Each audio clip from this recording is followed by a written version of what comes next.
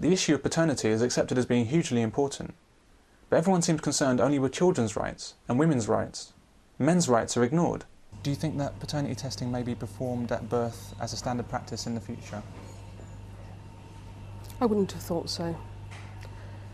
I think because it is so deeply important, people will feel that it was an infringement of their rights. I can't see that anybody would be happy with that.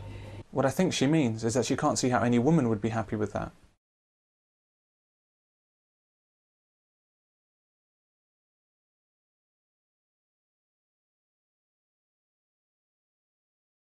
Taking the test can be life-changing, and our recommendation to people who call us up on a daily basis before they even do the test is, have you considered the consequences?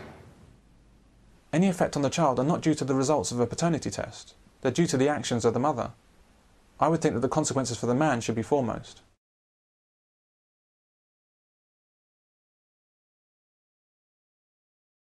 But why is he not paying?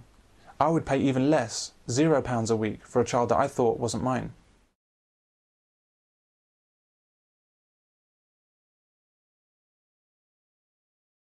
We make excuses for women in their duplicity. Quite often I do find that when a man is not the father, the mother is very anxious about the results coming, and she will, because perhaps she already knows, she will be inquiring as to when the results are ready. She's more likely to ring up and say, why haven't I got my results yet?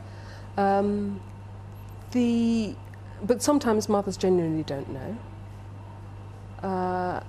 Sometimes they're surprised because of dates, but there is always another candidate. It's not that women are surprised or they don't know, they just don't care, as long as some man pays for their child.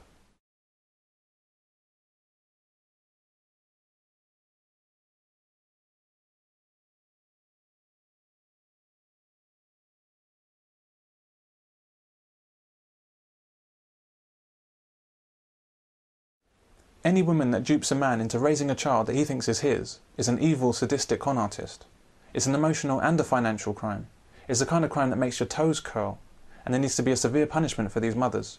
But one man I spoke to thought not. I certainly don't think that there should be any sort of legislation to punish women for anything like that. There is a penalty, or a risk of a penalty, in the sense that if she's found out, then there's a very strong chance that the family will break down. That's like saying that if you steal money from your bank, it's punishment enough that if you get caught, the bank will close your account. Paternity fraud is such an awful crime because it has the potential to invalidate a man's life, to take his destiny away from him. A man might only have one child in life, which he believes is his and is his investment in the future and part of his family. To find out in later life that the child isn't his, and his line will end with perhaps no chance to try again, betrays a man's very existence. My mother was an only child, and so was my father, and I was their only child. So when I'm gone, I'm the end of the line. My family will be finished. A woman doesn't need to care who the father is. She fulfills her role as a woman by bearing the child. A man, however, is dependent on a woman to fulfill his role.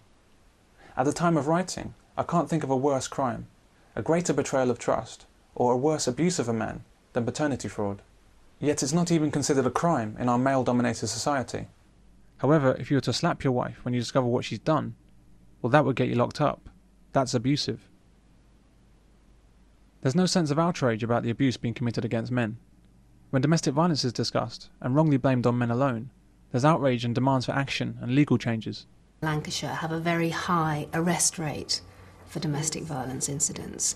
Others have a very low arrest rate. But when paternity fraud is discussed, there's not even a suggestion of arrests or prosecution. The answer is that lots of women are having lots of affairs. And a percentage of those are going to end up pregnant. Whether by accident or design, one could only speculate. Well, I'm outraged by female behaviour. I want legal sanctions against these despicable women. Why is it that prenuptial agreements to protect men from the vindictiveness of women and paternity tests to protect men from the unfaithfulness of women are not seen, even by men, as being positive for men? Dishing out the cold truth in all its glory isn't always exactly the right thing to do. One doesn't like the feeling that one day he might feel the doctors didn't tell me the whole truth. Sometimes people's feelings possibly matter a bit more than being 100% honest. But this relaxed attitude to the truth only seems to be the right thing to do when it's men that are kept in the dark. If done to women, this deliberate conspiracy against men's rights would be described as what it is: an evil, oppressive, sexist hate crime.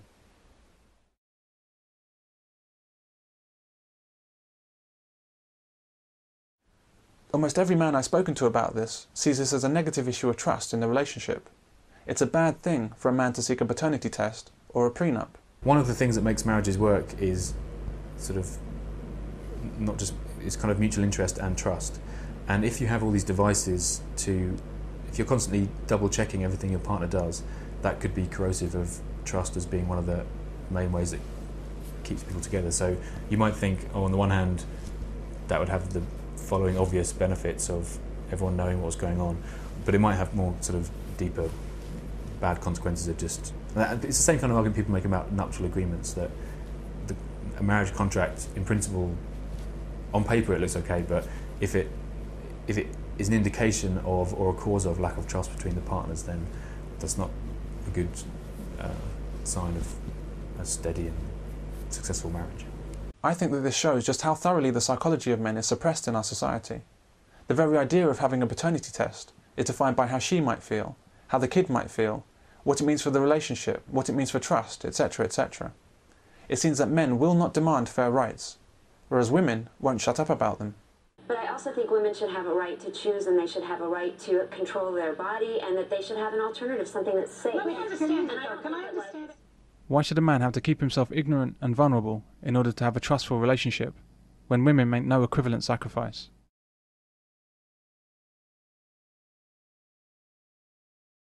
If I take my mother's generation, my mother didn't know how much money my father earned. She had only the vaguest idea of what it was that he did for a living. He had very little to say to her. She lived on the money she was allowed to have. If it's oppressive that a woman doesn't know where she stands financially and has to have blind faith in her husband, then how much more oppressive is it that a man doesn't know he's a father and has to have blind faith in his wife? Faith that's all too often misplaced.